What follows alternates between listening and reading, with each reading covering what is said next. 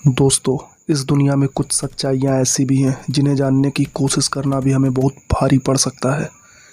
आज भी जब रात के समय उस छोटे से शहर से लोग गुजरते हैं तो उन्हें लगता है कि कहीं दूर से किसी के दर्द से कराहने की आवाज़ सुनाई दे रही है। शायद वह उसकी भटकती आत्मा है या ऐसा कुछ जिसकी सच्चाई की आज भी तलाश जारी है, जिसे आज तक कोई नहीं जान पाया। आने वाला कुछ मिनट तक आप इस सच्ची कहानी में ऐसे खोने वाले हो जिसमें सिर्फ डर, आप और मेरी आवाज़ होगी, बाकी कुछ भी नहीं होगा। और वार्निंग, अगर आप 18 साल से कम हैं तो ये वीडियो यहीं छोड़ दें, क्योंकि आगे कुछ ऐसा सुनाया जाएगा जिससे आप लंबे समय तक के लिए डिस्टर्ब हो सकते हो, या शायद ये डर आपके दिल में ज़िंदगी भर के लिए बैठ जाए। मैं इसकी जिम्मेदारी नहीं ले सकता, पर अगर आप में हिम्मत है तो चलिए शुरू करते हैं।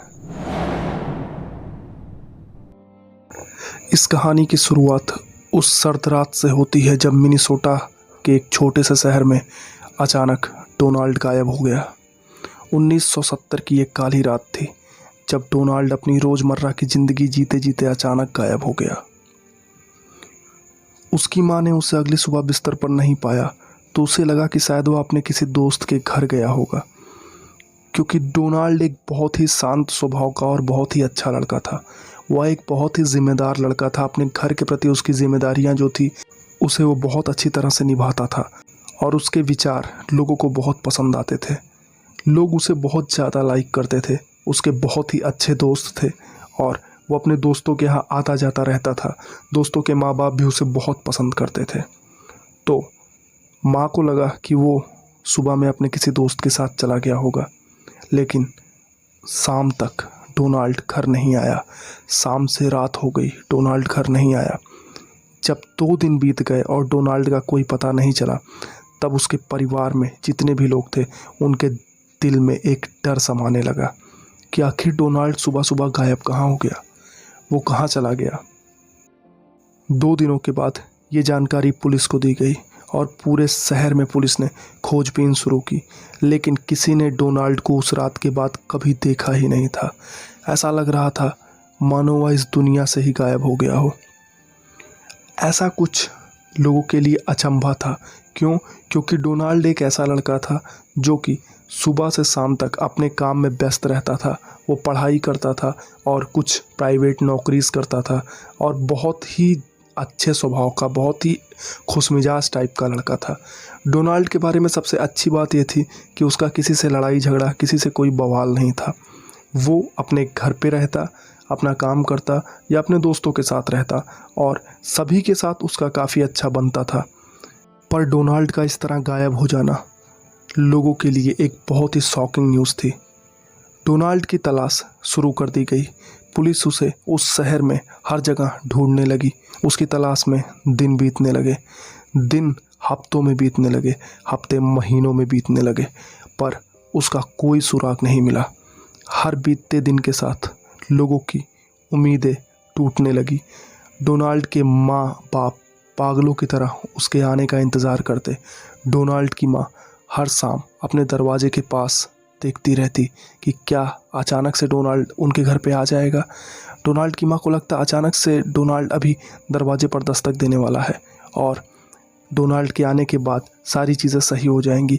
इसी उम्मीद पर माँ एक एक दिन काट रही थी, पर डोनाल्ड का कोई पता नहीं चल रहा था, और डोनाल्ड का नाम बस एक गुमशुदा केस के रूप में बदलने लगा।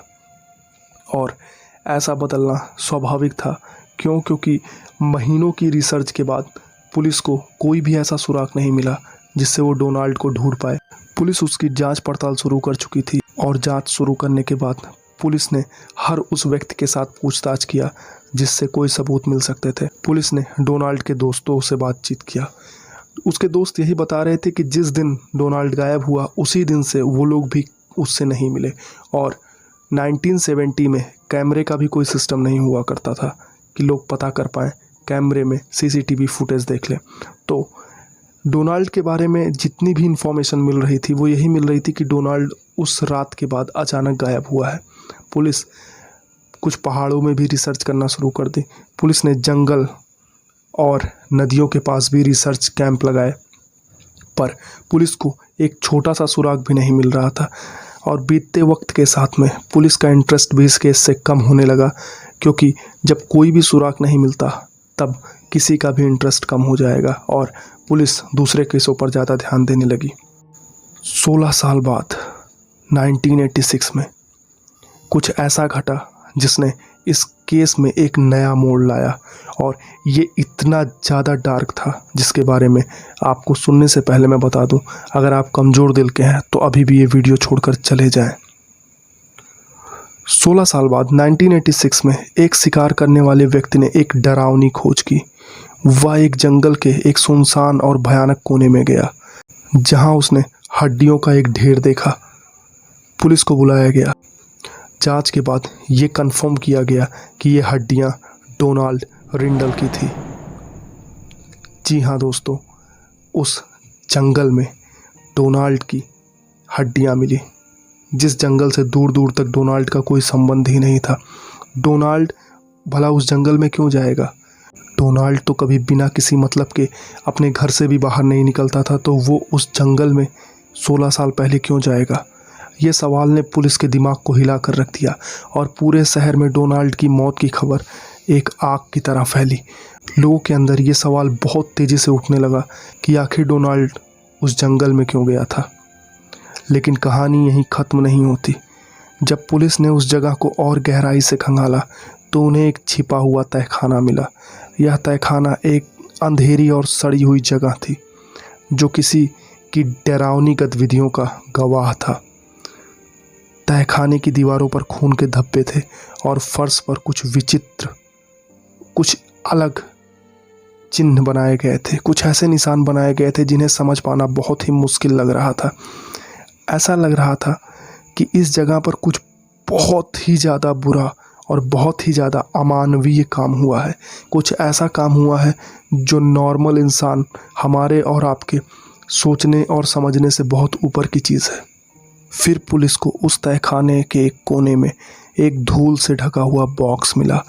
बॉक्स में कुछ पर्सनल सामान रखे हुए थे और एक डायरी भी रखी हुई थी। इस डायरी में पुलिस को कुछ ऐसा मिलने वाला था जो इस केस को इतना ज़्यादा डार्क बना देता है, जिसके वजह से मुझे ये वीडियो बनाना पड़ रहा है। डायरी में डोनाल्ड की लिखावट में कुछ बहुत ही ज़्यादा डिस्टर्ब कर देने वाली बातें लिखी थी।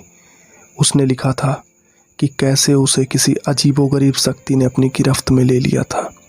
उसने महसूस किया कि कोई या कुछ उसे देख रहा है, उसका पीछा कर रहा है। उसने यह भी लिखा कि वह रात को अजीबोगरीब आवाज़ें सुनता था, कभी चीखने की, कभी हंसने की और कभी खुद से बातें करने की। डायरी में आखिरी पन्ने में जो लिखा था वो इस मामले को और भी भयानक बना देता है।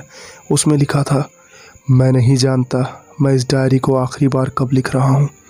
वो मुझे लेने आ रहे हैं, मैं उनसे नहीं भाग सकता। मैं चीखूँगा लेकिन कोई भी मेरी आवाज़ नहीं सुनेगा। मुझे पता है कि वे मुझे इस तहखाने में रखेंगे और मुझे यहाँ मरने के लिए छोड़ देंगे।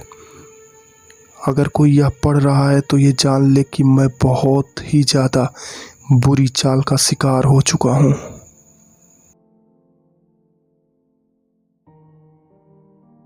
दोस्तों, डायरी के साथ एक और खौफनाक चीज़ मिली।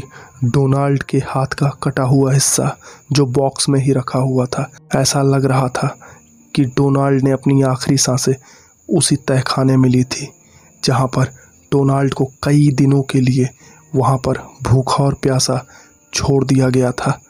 तड़पने के लिए डोनाल्ड वहां तड़पता रहा और तड़पते तड़पते मर गया। लेकिन कहानी का सबसे भयानक मोड़ तब आया जब पुलिस ने उस तहखाने की पूरी जांच की। वहां मिले खून के धब्बों की जांच से पता चला कि वह खून सिर्फ डोनाल्ड का नहीं था। वहां कई अन्य लोगों का भी खून मिला, जिनकी पुलिस ने बहुत समय तक जांच की, पर उस जांच से कभी उन गुमशुदा लोगों की पहचान ही नहीं हो पाई। इस खोज के बाद पुलिस ने जी जान एक कर दिया और इस रहस्य का पर्दा उठाने के लिए पुलिस ने कई सर्च ऑपरेशंस चलाए। डोनाल्ड के केस ने उस शहर के कुछ ऐसे डार्क पहलू को उजागर कर दिया था जो लोगों के लिए एक डर का विषय बन गया था। लोग डरने लगे थे उस शहर में रहने से। लोगों को लगने लगा था कि कुछ ऐसा है जो उनके बच्चों को डोनाल्ड की ही तरह गायब कर सकता है। लोग उस शहर को छोड़कर भागने लगे थे और बाहर के लोगों में ये डर फैल गया था कि अगर आप उस शहर में जाते हैं तो आपको या आपके बच्चे को कुछ ऐसा हो जाएगा जिसकी आपने कभी कल्पना नहीं की है। पर सवाल यहाँ पर फिर वहीं आ जाता है, तो क्या डोनाल्ड ने उन लोगों के साथ किसी बुरी शक्ति के प्रभाव में आकर कुछ बुरा किया था, या फिर डोनाल्ड खुद एक शिकार बन गया था? उन सभी लोगों ने मिलकर डोनाल्ड को ही शिकार बना दिया था। डोनाल्ड को इस अंधेरी जगह में बंद किया गया था, ये तो कंफर्म था, पर क्या वह इन अंधेरी जगह पर उन व्यक्तियों के द्वारा खुद शिकार हो गया था जिनके खून के धब्बे मिले थे पुलिस को? इस सवाल का जवाब किसी को नहीं मिला। डोनाल्ड की मौत का रहस्य गहरे अंधकार में डूब गया और डूबा ही रहा। पुलिस जांच पर जांच करती रही, पुलिस रिसर्च पर रिसर्च करती रही, पर पुलिस को ऐसा कुछ नहीं मिला जो पुलिस को इस केस में दोबारा कुछ मोटिवेशन दे सके। ये केस दोबारा ओपन होता है और दोबारा क्लोज होने की कंडीशन पे आ जाता है। डोनाल्ड की मौत एक कहानी बनकर रह गई, और एक ऐसी कहानी जो आज भी लोगों को डराती है। डोनाल्ड की कहानी कहती है कि कभी कभी अंधेरे में कुछ ऐसे रहस्य छुपे होते हैं जिन्हें जानने की हिम्मत हर किसी में नहीं होती। इस कहानी का सच दोस्तों आज भी छुपा हुआ है। डोनाल्ड की हड्डियां जिस तहखाने में मिली थी उस तहखाने को सील कर दिया गया। पर्याप्त सबूत ना मिल पाने के कारण उन लोगों की कभी पहचान ही नहीं की जा सकी जो बाकी लोगों के खून के धब्बे उस दीवार पर मिले थे। और डोनाल्ड रिंडल की कहानी एक डरावनी चेतावनी बनकर रह गई। चेतावनी ये कि इस दुनिया में कुछ सच्चाइयाँ ऐसी भी हैं जिसके बारे में जानने भर से आप अपनी ज़िंदगी में काफ़ी कुछ खो देते हैं। तो दोस्तों, ये कहानी थी डोनाल्ड रिंडल की।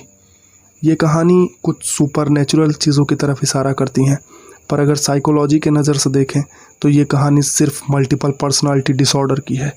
ये कहानी ये बता रही है कि एक व्यक्ति जो बहुत ही ज़्यादा अकेला रहता था, जो बहुत ही ज़्यादा शांत रहता था, उसके वायलेंट नेचर जिसको किसी ने नहीं देखा था, उस नेचर ने उसके अंदर एक ऐसी पर्सनालिटी डेवलप कर दी जिसके बारे में आप और हम आज भी अनजान हैं। साइकोलॉजी कहती है कि डोनाल्ड के मल्टीपल पर्सनालिटी डिसऑर्डर के कारण वो अपने आप को रात में उस जंगल में ले गया होगा, और उस जंगल में ले जाने के बाद उसने ये सारी कहानियाँ डायरी में लिखी होंगी और अपने आप को मार डाला होगा। पर सवाल ये भी खड़ा होता है कि अगर डोनाल्ड ने ये किया था तो बाकी लोगों के जो खून के धब्बे मिले थे वो क्या बयां करते हैं? इस केस को आज तक कोई सॉल्व नहीं कर पाया है, और इस केस को सुनाने के पीछे का कारण ये है कि दुनिया में कुछ ऐसे भी केसेस हैं जो सॉल्व तो नहीं हुए पर जिनकी मिस्ट्रीज सबके सामने है। शायद कुछ ऐसा है जो सबके सामने है और उसे कोई देख नहीं पा रहा। ये कहानी बहुत ही ज़्यादा डिस्टर्ब करने वाली है। तो दोस्तों, मैं आप सभी से गुजारिश करता हूँ कि इस कहानी को सिर्फ कहानी की तरह सुनकर भूल जाएं, और ये कहानी अगर पसंद आई हो, मेरी मेहनत, मेरा एफर्ट अगर आपको पसंद आया हो तो वीडियो को लाइक करें, चैनल को सब्सक्राइब ज़रूर कर लो। दोस्तों, मिलते हैं एक और सच्ची और दिल दहला देने वाली कहानी के साथ में। तब तक के लिए wish you all the best, good luck, bye bye.